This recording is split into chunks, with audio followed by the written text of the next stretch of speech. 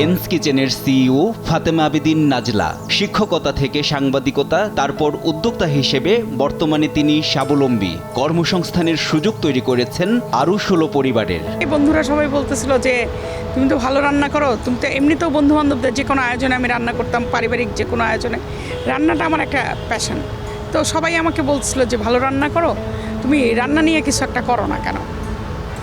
ওইটা থেকেই 2020 সালে এনস কিচেনের যাত্রা শুরু, যে আমি ভালো রান্না করি পারি, কিন্তু রান্না করাটা, রান্না ম্যানেজ করাটা একটা টু টাফ জব।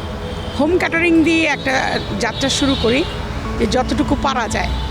আমার 10, 15, 16 জন কর্মীকে যখন বেতন দেই, এইটা আমাকে একটা আলাদা স্যাটিসফ্যাকশান দেয়, ভীষণ রকম স্যাটিসফ্যাকশান দেয়।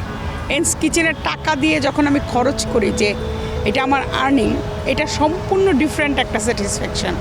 বলা যায় এই স্যাটিসফ্যাকশান থেকেই আমি সাংবাদিকতার পিক টাইমে ছেড়ে দিয়ে বিজনেসে পুরো দস্তুর ব্যবসায়ী হয়ে গেছি।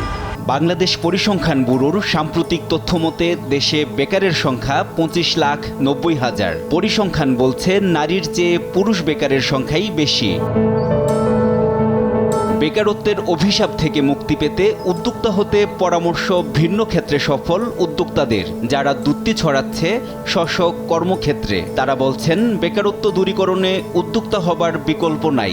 আসলে উদ্যোক্তা হওয়ার জন্য আমি এই কাজ শুরু করিনি, তবে আমি কিন্তু 15-20 বছর শুধু ঘরে বসে এটা নিয়ে সাধনা করছি। তো আমি নতুনদেরকে বলবো যে আমি সাধনা করে করে নতুন যে সিস্টেমটা আবিষ্কার করছি, এখন কিন্তু অত সময় লাগবে না। তো আমি নতুনদেরকে বলবো যে আপনারা আসেন, আমি প্রশিক্ষণ দিয়ে দিচ্ছি। অন্য কাজে যতটুকু না বেশি সংগ্রাম, আমার মনে হয় এই কাজ করলে মানুষকে অ্যাট্রাকশন করা যায় বেশি। আমি অভিভাবকদের বলবো, এবং যারা এখন পড়াশুনো করছে, তো এরকম যদি বাবা মারা আমরা যদি ছেলেমেয়েদেরকে সেলফ ডিপেন্ডেন্ট করে দেই, অবশ্যই ছেলেমেয়েরা এরকম হবে, কারণ এখনের ছেলেমেয়েরা অনেক প্র্যাকটিক্যাল। দেশে এত চাকরির বাজারে টালমাটাল অবস্থা, আমরা নিজেরা কিছু করি। তো সেই চিন্তাধারায় আমরা দেখলাম যে কী নিয়ে কাজ করা যায়। আমরা সব কিছু গবেষণা করে দেখলাম যে দেশীয় শাড়ি, এটা একদম আমাদের মা বোন খালা সবাই পরে, ছোটোবেলা থেকে দেখি। তো দেশীয় শাড়ি নিয়ে কাজ করার আমাদের সেই একটা তৈরি হলো। পেশা হিসেবে সরকারি চাকরি নির্বাচন ছাড়াও অন্যান্য পেশায় কর্মজীবন শুরু করা এবং উদ্যোক্তা হবার জন্য তরুণ প্রজন্ম ও অভিভাবকদের প্রতি পরামর্শ উদ্যোক্তাদের। শুরুর দিকে তো ট্রলিং সবাই করেছে, যে গামছা দেওয়া, একটা গামছা দিয়ে বানানো গয়না, এটা কে কিনবে? কারণ আমি বিশ্ববিদ্যালয় থেকে আমি পাশ করেছি, পাবলিক বিশ্ববিদ্যালয়ে লেখাপড়া করেছি।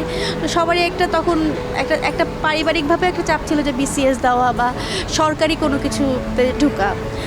বাট সত্যি কথা বলতে কি, আমি চাকরি করি বা ব্যবসা করি, যাই করি না কেন, সেখানে যদি আমার স্যাটিসফ্যাকশন থাকে, তাহলে যে কোনো কাজ করা যায়। মেধা যাদের আছে, আমি মনে করি চাকরির পিছনে শুধু না ছুটে নিজস্ব উদ্যোগ এবং নিজের মেধাটাকে কাজে খাটিয়ে যে কোনো উদ্যোগ নিয়ে কাজ করলে ইনশাল্লাহ সফলতা আসবে। তবে আমার মনে হয় যে নতুন প্রজন্ম যারা, মেন্টালিটিটা একটু আমাদের সবারই চেঞ্জ করা উচিত, যে আমরা শুধু চাকরি করব এই উদ্দেশ্যে লেখাপড়া কমপ্লিট করব এবং পরে আমরা কিছু না করতে পেরে হতাশ হয়ে যাই, হতাশায় চলে যাই। তো এইটা না করে নিজ উদ্যোগে যে কোনো কিছুই কিন্তু আমরা শুরু করতে পারি। সেটা অল্প টাকা দিয়ে শুরু করে আমরা আস্তে আস্তে পুঁজি বাড়িয়ে একটা বড় উদ্যোক্তা কিন্তু হতে পারি। কোনো কাজই ছোট নয়, প্রতিটা কাজই সম্মানের। সততা, পরিশ্রম ও নিষ্ঠা নিয়ে যে কোনো কাজে লেগে থাকলে সাফল্য আসবেই, এমনটাই প্রত্যাশা সংশ্লিষ্টদের।